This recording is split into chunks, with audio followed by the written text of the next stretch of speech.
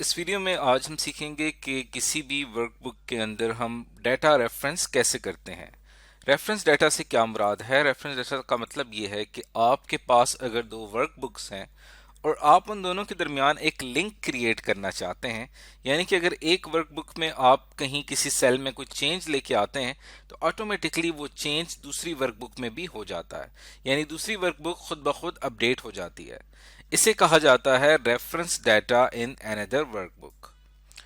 यानी कि इसके अंदर इसका फायदा क्या है कि इसकी मदद से आप फार्मूलाज को इनेबल कर सकते हैं, जिसकी मदद से वो रेफरेंसेस का इस्तेमाल करते हुए सेल्स या रेंजेस के रेफरेंसेस का इस्तेमाल करते हुए किसी भी दूसरी वर्कबुक का फार्मूलाज आपके ज़्यादा बेहतर तौर पे काम करेंगे और आपको बार बार फार्मूला के अंदर वैल्यूज ऐड करने की ज़रूरत नहीं पड़ेगी। इससे आपका फार्मूला ज़्यादा पावरफुल हो जाएगा और जो डुप्लीकेशन ऑफ डाटा है किसी भी वर्कबुक के अंदर वो कम हो जाएगी। यानी एक डाटा आपने ऑलरेडी एक वर्कबुक में लिखा हुआ है, क्या ज़रूरत है कि आपको वही डाटा दूसरी वर्कबुक में भी लिखना पड़ रहा है।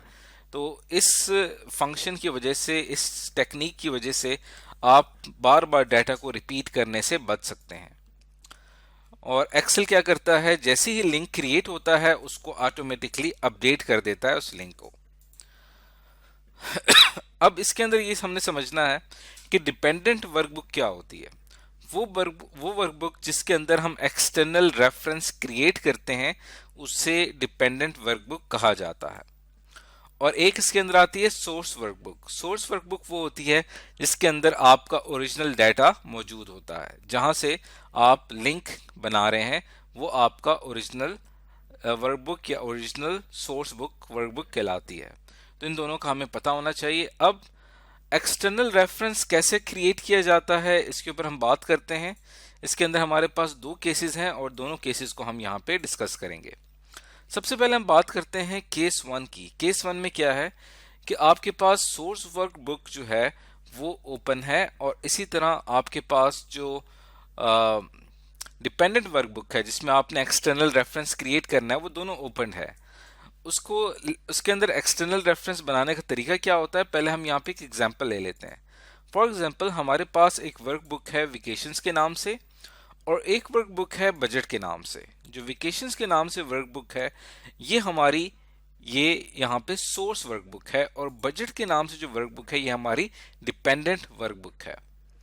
तो हमारा जो सोर्स डाटा है अगर मैं इसको ओपन करता हूं तो इसके अंदर हमारा पास वेकेशंस का रिकॉर्ड है, यानी आप कहीं पे छुट्टियों पे गए थे और वहां पे आपका ये खर्चा आया, food, travel, petrol and hotel rent, ये आपका सारा एक्सपेंस है।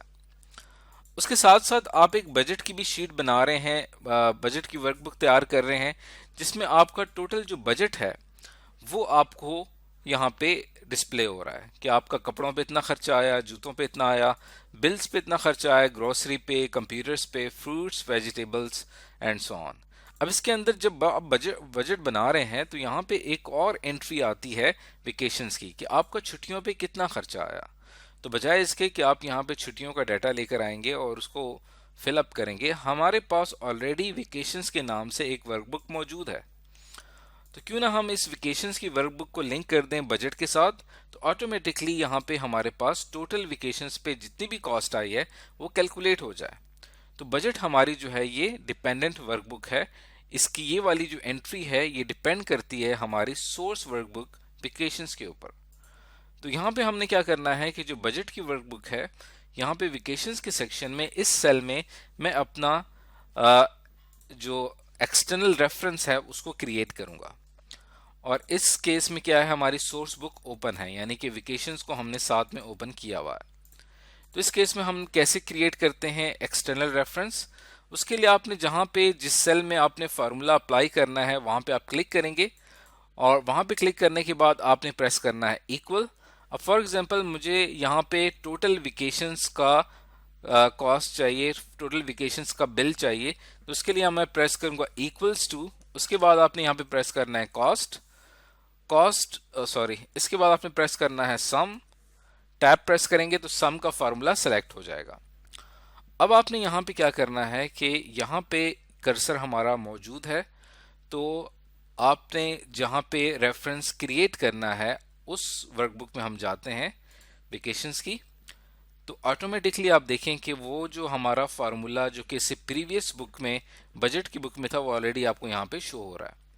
और मुझे यहाँ पे ये वैल्यूज़ हैं जिनका मुझे सम चाहिए। ये रेंज मैंने सेलेक्ट कर ली है फ्रॉम B2 टू B5। तो ऑटोमेटिकली देखें इसने यहाँ पे हमारी जो सोर्स वर्कबुक थी उसका नाम आएगा ब्रैकेट्स, उसके बाद शीट का नाम आएगा जो किस नाम से है, शीट 1, और उसके बाद रेंज आएगी हमारी B2 से लेकर B5 तक। ये एक्सेल खुद ब खुद कर लेता है ये। और फिर अगर मैं यहाँ पे आता हूँ तो देखें वहाँ से जो मैंने रेंज सेलेक्ट की थी तो ऑटोमेटिकली हमारा फार्मूला फिलअप हो गया है। इसके अंदर हमारी जो हम लिंक क्रिएट करने जा रहे हैं जिस वर्कबुक के साथ, उसका नाम लिखा हुआ आ रहा है, vacations.xlsx ब्रैकेट्स क्लोज। उसके बाद वहाँ पे जो शीट मौजूद थी उसका नाम आएगा, फिर यहाँ पे आपने नॉट लिखना है, और उसके बाद यहाँ पे रेंज है B2 से लेकर B5 तक। और यहाँ पे आप अपनी ब्रैकेट क्लोज करेंगे, एंटर प्रेस करेंगे तो देखें यहाँ पे वेकेशंस का जो टोटल सम था वो कैलकुलेट होके आ गया हमारी बजट की वर्कबुक में। अब अगर आप यहाँ पे दोनों का आपस में एक लिंक बन चुका है। अब अगर आप यहाँ पे कोई भी चेंजेस करते हैं, फॉर एग्जांपल आपका पेट्रोल पे खर्चा 908 के बजाय सिंपल 90 रुपीज़ आया है, तो अब आपने क्या किया कि वेकेशंस पे आपने पेट्रोल की वैल्यू कम कर दी। अब अगर बजट में आप जाएंगे तो जो प्रीवियस वैल्यू थी उससे अब ये वैल्यू मज़ीद कम हो चुकी है। इसी तरह अगर आप अपनी यहाँ पे फूड की कॉस्ट कम कर देते हैं, वो भी 90 रुपीज़ कर देते हैं, तो आप देखें कि बजट में जाके वो और कम हो चुका है। इसी तरह अगर आप होटल रेंट जो है इसको भी आप कम करके 500 कर देते हैं। देखिए यहाँ पे मैं वैल्यू अपडेट कर रहा हूँ, और यहाँ पे वैल्यू अपडेट करने से ऑटोमेटिकली यहाँ पे वेकेशंस का बजट भी कम हो चुका है। तो ये दोनों सेल्स आपस में कनेक्ट हो चुके हैं। इसे कहा जाता है लिंक बिटवीन टू वर्कबुक्स। अब हम बात करते हैं केस 2 की। अब केस 2 में अगर आप देखें तो अगर हमारे पास जो सोर्स वर्कबुक है अगर वो क्लोज्ड है, तब हम यहाँ पे किस तरह से उसे कनेक्ट करेंगे। जैसे यहाँ पे हमारे पास वेकेशंस की जो वर्कबुक थी ये ओपन थी, तो हमारा इजीली यहाँ से कनेक्शन स्टैब्लिश हो गया फार्मूले में। लेकिन अगर यहाँ पे ये क्लोज होती है, और ये इसको हम यहाँ पे क्लोज कर लेते हैं, और we don't need to save it, इसको सेव करने की ज़रूरत नहीं है। और यहाँ से मैं फ़िलहाल बजट को भी क्लोज कर देता हूँ, इसको भी हमें सेव करने की ज़रूरत नहीं है। तो ये हमारे पास दोनों शीट्स मौजूद हैं, वेकेशंस की और बजट की। तो आपने क्या करना है, सिंपल बजट की शीट को ओपन करना है, और वेकेशंस की शीट है इसकी जो वर्कबुक है इसको हम फिलहाल क्लोज रखते हैं। अब बजट की शीट आपके सामने ओपन है, और यहाँ पे वेकेशंस के सेक्शन में आपने टोटल वेकेशंस का बजट लिखना है। तो वो करने के लिए आपने इक्वल प्रेस करना है। इक्वल प्रेस करने के बाद आपने फार्मूला लिखना है, जो फार्मूला आप अप्लाई करना चाहते हैं। टैब प्रेस करेंगे तो सम का फार्मूला सेलेक्ट हो जाएगा। अब यहाँ पे आपने क्या करना है कि जहाँ पे आपकी सोर्स वर्कबुक महफूज की गई है उसका आपने एड्रेस लिखना है, यानी पाथ आएगा, यहाँ पे पाथ एड्रेस आएगा। तो हमारे पास ये चूंकि डेस्कटॉप पे मौजूद है, और डेस्कटॉप कहाँ पे होता है, यहाँ पे हम देखें तो सी में जाएंगे, यूज़र्स में जाएंगे, और यहाँ पे हम जाएंगे डेस्कटॉप। ये हमारे पास डेस्कटॉप का लोकेशन है। इसका अगर पाथ एड्रेस आपने कॉपी करना है तो यहाँ से मैं इसके ऊपर राइट क्लिक करता हूँ, कॉपी एड्रेस के ऊपर क्लिक करूँगा, और यहाँ पे हम आते हैं, और यहाँ पे इसको मैं कर देता हूँ पेस्ट। लेकिन पेस्ट लगाने से पहले आपने यहाँ पे सिंगल कॉमा ऐड करना है, और फिर राइट क्लिक करके यहाँ पे मैं इसको पेस्ट करता हूँ। अब ये मेरा पाथ है। उसके बाद पाथ डिसाइड करने के बाद अगली चीज़ क्या है, आपने वर्कबुक नेम लिखना है। वर्कबुक नेम हमारा क्या था, वेकेशंस डॉट XLSX, और यहाँ पे हम ब्रैकेट क्लोज कर देते हैं। उसके बाद आपने क्या करना है, शीट नेम लिखना है। तो हमारे पास जो वेकेशंस की वर्कबुक थी उसके अंदर शीट हमारे पास कौन थी, शीट 1। और फिर आपने क्या करना है कि यहाँ पे आपका जो आपने स्टार्ट में सिंगल कॉमा लगाया था, यहाँ पे आके वो सिंगल कॉमा क्लोज कर देना है, और फिर आपने एक सिंबल ऐड करना है नॉट का। अब यहाँ पे हम रेफरेंस ऐड करने लगे, तो रेफरेंस हमारा यहाँ पे क्या था, अगर आपको याद हो, B2 से B5 तक का आपने सम कैलकुलेट करना था।